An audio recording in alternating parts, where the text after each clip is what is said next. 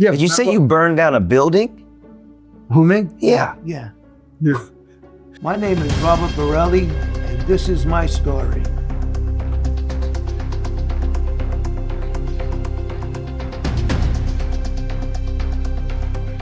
God saved my life, and he can do the same for you. I don't remember when you relapsed, because then you went out with Donna. I relapsed in Florida. You went out with Donna. Donna got pregnant. You had your daughter. You're still doing good. And then you relapsed. Yeah. That's the reason why I went to Florida. Nicky and them got hold of me because I messed up. I was supposed to get married to Donna. I had people coming in from Florida all over, Right. and I relapsed.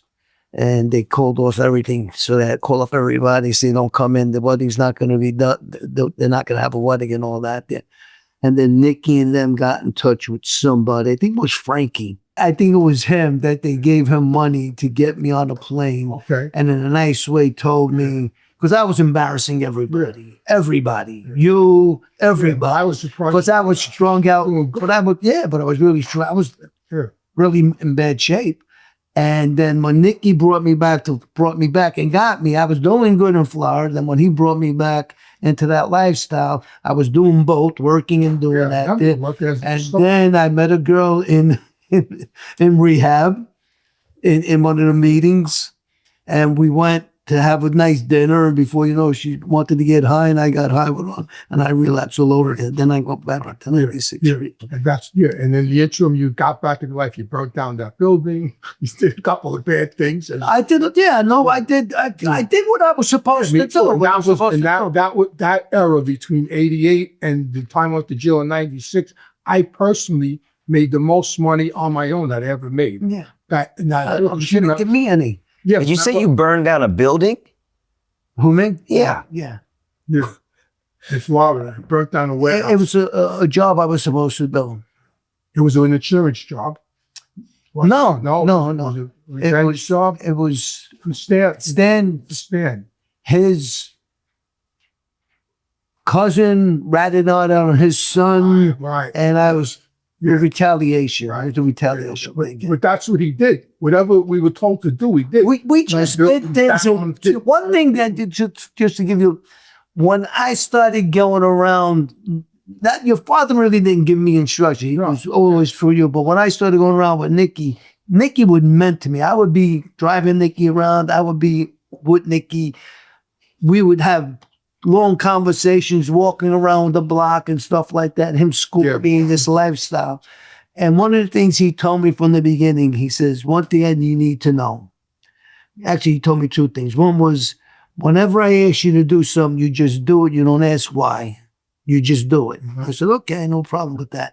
He said, the other thing, he said, I'm going to tell you this is a good lesson for you to learn is never let nobody know what you're thinking or how you feel about them, because they'll use it against you. So those things stood with me for a long period of time. So when Nicky and them asked me to do something, I just went and did it, no matter what it was. It didn't make a difference. Yeah. But my cooperation came because of the case in Florida, and that's when we all got locked up for that case in Florida. His brother-in-law was already a CI, a confidential informant. And my brother-in-law Louis had a wire lock for a year. Yeah. Picked every conversation we had. So I got locked up for that, but also I was strung out on crack cocaine back in 96. Homeless in 96, living in Brooklyn. And I got locked up for possession, for selling crack to an undercover. I was in jail when that happened. Yeah.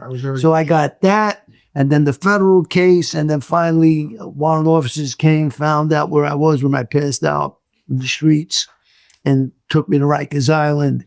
And that was just the start of things for me. But I just... So somebody was tapping, somebody was wired. Who? Yeah, my wife Alice's brother was wired. He got arrested in Tampa. We didn't know about it. He got arrested in Tampa with 2 keys of coke. Just like in The Sopranos, when Pussy became an informant, he got arrested with drugs. They probably heard the story. So he got arrested in Tampa with 2 kilos of coke. They sicked him first so that he made a deal with the feds. They put him first on Tony Pep. They wanted this guy, Anthony Trentacosta, who was a made guy. You grew up with him. They wanted him. They put him on Tony Pep first. What happened was Tony Pep got sick. And I started hanging out with Nikki, who at that time now is the acting boss of the Gambino family. And I start hanging out with Nikki again, and we're going to Florida.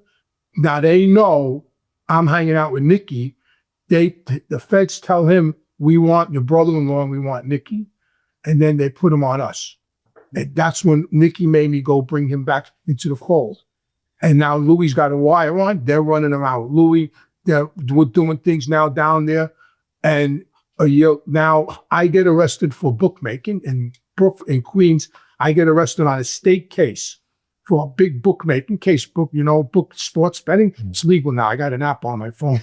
It's legal. But back then it wasn't illegal. It wasn't illegal because the government wanted to take over, but that's a show for another day. Yeah. So anyway, I get arrested on a big bookmaking case. I take a plea. I get 2 to 4. I'm in state prison, upstate New York, and I get indicted in Florida with him and Nikki and everybody because of Louis.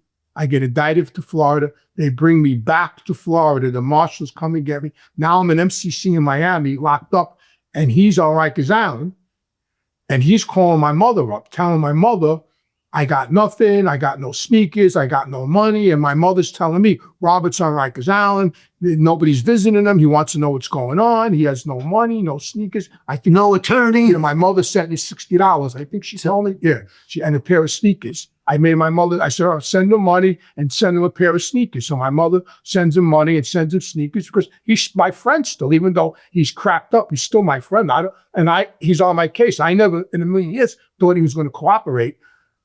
Now I call up the lead attorney on the case, this guy, Joseph Carrazza, who's Nikki's nephew, who we know since he's born.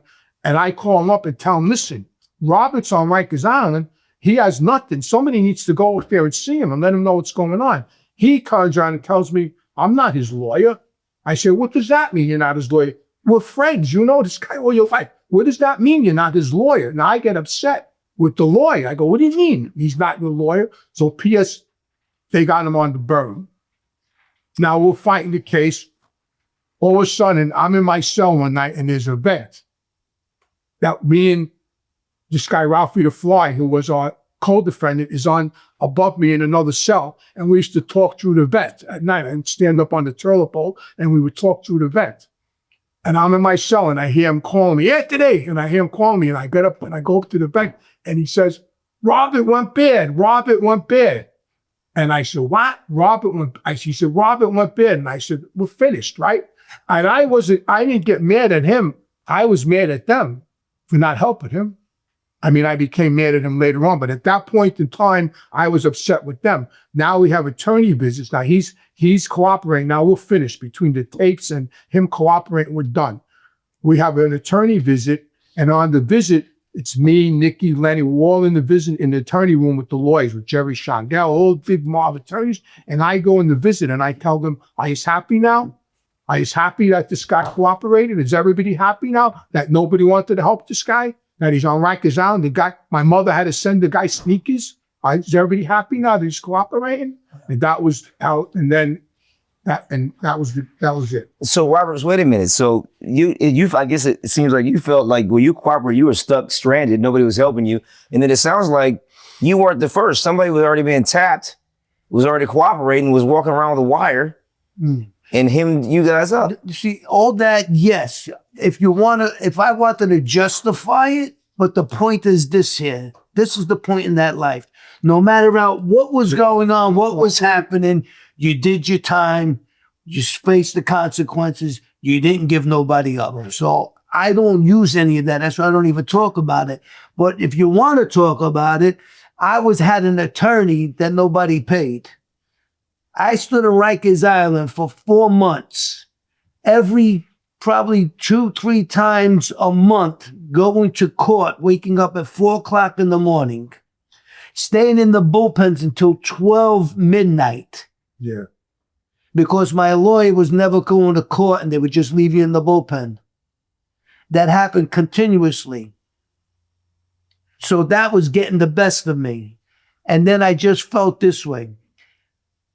Because of my drug addiction, I was never I might have been able to run errands, or did a couple of things, but I never would have got to the status that I could have got before the drugs came in, because I was really that bad on crack cocaine. That was going to follow me no matter who they were bringing me around. I understood Nicky and them in a sense. Here's a guy that we did so much for. Here's a guy that was really one of our up-and-coming stars in this lifestyle. And now he's cracked out on the street, and he's embarrassing every one of us. Everybody he ever knew, everybody we ever brought him around, he's nothing but a big embarrassment. So I understand that there. But because I was still on the case with them, I felt that they should at least give me a couple of dollars for commissary and maybe help me out with an attorney, because now I'm doing state, but the feds never came and picked me up, so I'm not getting any credit for the Fed case. So that was what was going on in my mind, that I felt abandoned by everybody. You are now watching the Robert Borelli YouTube channel. Forget about it.